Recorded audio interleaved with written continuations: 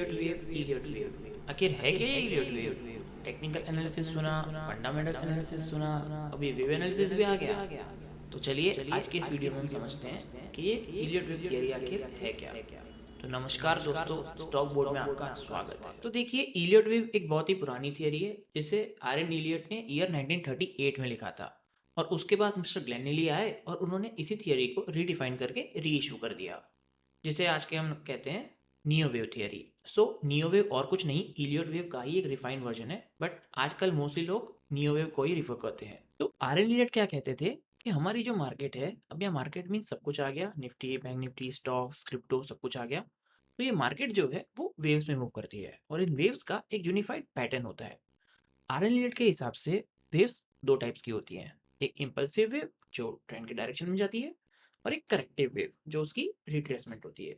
चलिए मैं आपको चार्ट पे समझाता हूँ कि ये होता क्या है। यहाँ इम्पल्स वेव जो होती है वो 5 मोनो वेव्स या फिर 5 छोटी वेव्स में सब डिवाइडेड होती है, जिसे हम कहते हैं 1, 2, 3, 4 एंड 5। और जो करेक्टिव वेव होती है वो 3 मोनो वेव्स या फिर 3 छोटी वेव्स में सब डिवाइडेड होती है, जिसे हम कहते हैं ए, बी एंड सी। देखिए, ऐसे तो इलियट वेव एक बहुत ही लंबा और कॉम्प्लेक्स टॉपिक है जिसे हम आगे की वीडियोस में डिटेल में समझेंगे, लेकिन आज इस वीडियो में हम सिर्फ और सिर्फ फोकस करेंगे इम्पल्स वेव पे, और ये समझेंगे कि क्या है इसके फंडामेंटल रूल्स जिसे कंप्लाई करना बहुत ही ज़रूरी है। देखिए, जैसे कि मैंने कहा कि एक इम्पल्स वेव 5 मोनोवेव से बनती है, 1, 2, 3, 4, 5, जिसमें के first wave, third wave and fifth wave वो ट्रेंड के डायरेक्शन में होती है, और second wave and fourth wave वो उनकी रिट्रेसमेंट होती है। बट ये जो 5 वेव्स हैं इनके कुछ सर्टन रूल्स हैं जिन्हें कंप्लाई करना बहुत ही ज़रूरी है, तभी हम कह सकते हैं कि ये एक इम्पल्सिव ट्रेंड है। तो वो हैं ये 3 रूल्स, जिसमें रूल नंबर 1 है, wave 2 can never go further than the start of wave 1। अब इसका मतलब क्या है?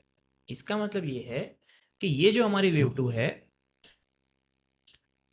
ये जो हमारी वेव 2 है वो हमारे वेव 1 के नीचे कभी नहीं आएगी। अगर वो आती है तो इसका मतलब है कि ट्रेंड है ही नहीं। अब रूल नंबर 2 क्या है? रूल नंबर 2 है कि wave 4 never crosses the same price zone as wave 1।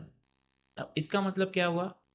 इसका मतलब है कि ये जो हमारी वेव 4 बनेगी, ये जो हमारी वेव 4 बनेगी वो हमारे 1 के प्राइस जोन में नहीं आएगी। अगर वो 1 के प्राइस जोन में आती है तो इसका मतलब है कि वो इम्पल्सिव ट्रेंड में नहीं जा रही है, वो करेक्टिव है। समझ रहे हो? अगर ये वेव 4 का रिट्रेसमेंट यहाँ तक हो जाता है, इसका मतलब है कि ये हमारी इम्पल्सिव नहीं है, वो कुछ और है, वो कोई करेक्शन है, वो हम आगे की डिटेल में वीडियो में समझेंगे, लेकिन वो इम्पल्सिव नहीं है। यहाँ तो हमारी मार्किंग में कुछ प्रॉब्लम है।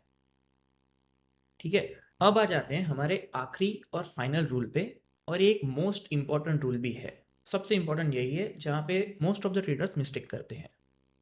इसे हम आज डिटेल में समझते हैं। ठीक है, क्या बोलता है ये कि the shortest impulse wave will never be wave 3। ठीक है, इसका मतलब है कि वेव 3 वाला जो इम्पल्स है, जैसे कि हमने बोला ना कि फर्स्ट, थर्ड और फिफ्थ डायरेक्शन में होती है ट्रेंड के, 2 एंड 4 उसकी करेक्शन है या तो फिर रिट्रेसमेंट्स हैं। तो ये बोलता है कि जो वेव थर्ड वाला इम्पल्स होगा ना, वो it cannot be the shortest one. मतलब वो फर्स्ट, थर्ड और फिफ्थ में सबसे छोटा कभी थर्ड नहीं होगा। समझ रहे हो? ये जो थर्ड है ना वो कभी सबसे छोटा नहीं होगा, वो हमेशा फिफ्थ से छोटा हो सकता है या फर्स्ट से भी छोटा हो सकता है, लेकिन सबसे छोटा नहीं होगा। मतलब इससे इससे इससे तीनों को जब कंपेयर करोगे ना तो सबसे छोटा ये नहीं होगा। इसे हम डिटेल में थोड़ा एक्सप्लेन करता हूँ मैं आपको। तो चलिए हम थोड़ा सा इसको हम फॉरवर्ड करके तो यहाँ पे अच्छे से क्लियर जगह पे समझाता हूँ। अब देखिए, इसमें जनरली 3 वेरिएशंस रहते हैं, जिसमें फर्स्ट एक वेरिएशन हो सकता है कि जिसमें फर्स्ट सबसे बड़ी हो, उसके बाद थर्ड उससे छोटी होगी, तो फिफ्थ उससे भी छोटी होगी। चलिए मैं आपको समझाता हूँ कि अगर हमारी फर्स्ट वेव ये बन गई है और उसके बाद सेकंड बनती है, उसके बाद जब थर्ड बनती है, अब अगर वो फर्स्ट वेव से छोटी बन रही है तो इस केस में ये बात तो आप पक्का मान लो कि फोर्थ के बाद जब फिफ्थ बनेगी ना, वो हमारी थर्ड वेव से छोटी ही बनेगी। अगर आपका आइडेंटिफिकेशन सही है इम्पल्स का, तो हमारी फिफ्थ वेव हमेशा थर्ड से छोटी ही बनेगी। ठीक है, एक तो वेरिएशन ये हो गया। अब समझते हैं दूसरा वेरिएशन क्या है।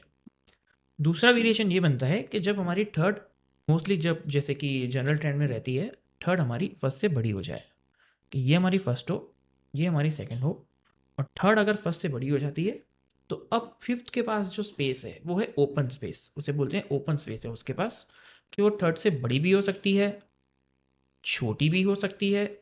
इस केस में मोस्टली क्या होता है कि ये वाला जो केस होता है उसमें हमारी फिफ्थ वेव को हम ट्रेल करना पड़ता है। जब भी हम इसमें ट्रेड कर रहे हैं ना, अगर हमारी थर्ड फर्स्ट से बड़ी हो गई तो हमको ट्रेल करना चाहिए, क्योंकि फिफ्थ बहुत ज़्यादा एक्सटेंड भी कर सकती है खुद को। लेकिन जो ये वाला केस बनता है, फर्स्ट केस, उसमें जिसमें कि थर्ड हमारी फर्स्ट से छोटी बन गई, उसमें बेटर यही है कि हमको फिफ्थ वेव में बहुत ही संभल संभल के और टारगेट छोटे लगा के एग्जिट कर लेना चाहिए। ठीक है, समझते हैं हमारा थर्ड वेरिएशन, जिसमें कि थर्ड हमारी एक्सटेंडेड वेव है। एक्सटेंडेड वेव क्या होती है कि ये फर्स्ट बनी, सेकंड बनी, थर्ड फर्स्ट से तो बड़ी है लेकिन वो बहुत ही ज़्यादा एक्सटेंड हेड है, यानी कि काफ़ी बड़ी है, फर्स्ट के डबल साइज की हो जाती है। तो उस केस में हमारी जो फिफ्थ बनती है वो बड़ी तो बन सकती है, लेकिन मोस्टली जनरली यही देखा गया है कि उस केस में जब फिफ्थ की साइज होती है ना, वो एज सेम एज फर्स्ट होती है। यानी कि क्या हो गया, यहाँ पे आ जाते हैं, यानी क्या हो गया कि फर्स्ट केस में जब फर्स्ट एक्सटेंडेड बन जाती है तो हमारी थर्ड फर्स्ट से छोटी बनती है और फिफ्थ उससे भी छोटी बनती है। सेकंड केस क्या बोलता है कि हमारी फर्स्ट नॉर्मल वेव है, उसके बाद थर्ड वेव फर्स्ट से थोड़ी बहुत बड़ी बन रही है, तो उस केस में फिफ्थ हमारी काफ़ी लंबी जा सकती है, यानी कि एक्सटेंड हो सकती है। और थर्ड केस क्या बोलता है कि फर्स्ट हमारी वेव बनती है, उसके बाद थर्ड हम देख रहे हैं कि बहुत ज़्यादा बड़ी हो गई, बहुत ही ज़्यादा बड़ी हो गई, मीन्स फर्स्ट से ऑलमोस्ट डबल साइज़ की हो गई। तो उस केस में हमारी जो फिफ्थ वेव होगी वो थर्ड से छोटी होगी, छोटी होगी बट फर्स्ट जितनी ही होगी।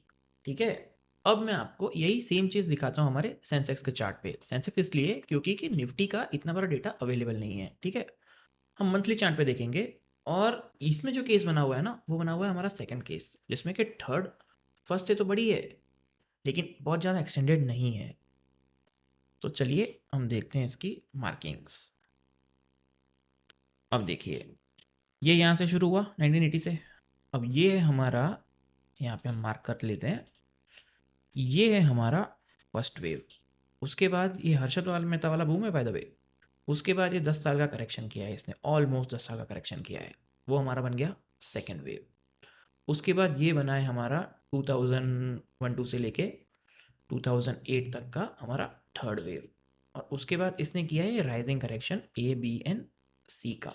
और उसके बाद यहाँ पे कोरोना के बाद जो स्टार्ट हुआ है ना, वो हमारा हुआ है फिफ्थ वेव का स्टार्टिंग। अब जैसे कि मैंने आपको स्टार्टिंग में ही समझाया कि हर एक इम्पल्स वेव में अंदर 5 मोनोवेव्स होती हैं। ठीक है, 5 मोनोवेव्स होती हैं, 1 2 3 4 5 टाइप्स। तो इसके अंदर भी 5 मोनोवेव्स हैं, इसके अंदर भी 5 मोनोवेव्स हैं, यानी कि हमारे फिफ्थ के अंदर भी 5 मोनोवेव्स बनेंगे। और जैसे कि मैंने बताया कि सेकंड वेव वाला टाइप है, मीन्स सेकंड टाइप है, मतलब सेकंड केस वाला टाइप है, जिसमें कि थर्ड फर्स्ट से तो बड़ी है लेकिन बहुत ज़्यादा एक्सटेंडेड नहीं है। तो इस केस में हमारा जो फिफ्थ वेव है वो काफ़ी ज़्यादा एक्सटेंड भी हो सकता है। और अभी तक आप देखोगे ना, अभी तक अगर ये मंथली को आप वीकली में कन्वर्ट कर लोगे ना, तो आपको ये क्लियर दिख जाएगा कि हमारा फिफ्थ का फर्स्ट वेव बन चुका है। जो हमारा फिफ्थ स्टार्ट हुआ था उसका ये फर्स्ट बन चुका है, और कहीं ना कहीं हम सेकंड का फॉर्मेशन में है। उसके बाद जब ये सेकंड खत्म होगी, मीन्स अभी तो ये सेकंड ही चल रही है, अब आपको लगेगा कि ये सेकंड बन गई और थर्ड है, बट ऐसा है नहीं, क्योंकि ये अगेन वो राइजिंग करेक्शन टाइप वाली चीज़ है। यहाँ पे जो हो रही है ना, ये राइजिंग करेक्शन हो रहा है। वो हम करेक्शन में आएंगे ना तो मैं आपको समझाऊंगा कौन से टाइप के करेक्शंस होते हैं। हर चीज़ ऐसी नहीं होती कि जो नीचे आ रही है वही करेक्शन है। नियो वेव में मीन्स करेक्शन अपने हाई के ऊपर भी चला जाता है। ठीक है, तो हम समझेंगे, लेकिन ये जो है वो करेक्शन चल रहा है ABC टाइप, जैसे कि मैंने बताया था। उसके बाद अभी सेकंड वेव, मतलब सेकंड वेव खत्म हो गए, ये थर्ड वेव स्टार्ट होना चालू होगी। और third wave as you know कभी भी वो सबसे छोटी तो हो नहीं सकती। अब अगर वो फर्स्ट से छोटी निकलती है तो हम देखेंगे, और अगर फर्स्ट से बड़ी निकलती है तो भी हम देखेंगे। वो क्या होता है वो फ्यूचर है, लेकिन आज की डेट में ये फिक्स है कि हम फिफ्थ वेव में हैं। उसकी फर्स्ट हो चुकी है, सेकंड बन रही है, उसके बाद थर्ड, फोर्थ, फिफ्थ, बहुत बड़ी जर्नी पेंडिंग है। ठीक है, अब नेक्स्ट वीडियो में हम कवर करेंगे करेक्शंस और उसके रूल्स, उसके टाइप्स क्या होते हैं, कौन से टाइप के करेक्शंस रहते हैं, rising correction, zigzag correction, flat correction, बहुत तरीके के होते हैं। वो मैं आपको नेक्स्ट में उसके रूल्स के साथ अच्छे से समझाऊंगा। So till then stay connected with us. और आपको ये वीडियो थोड़ी सी भी इंफॉर्मेटिव लगी हो तो प्लीज़ इसे लाइक करें, शेयर करें और स्टॉक बोर्ड को सब्सक्राइब करें। Happy trading.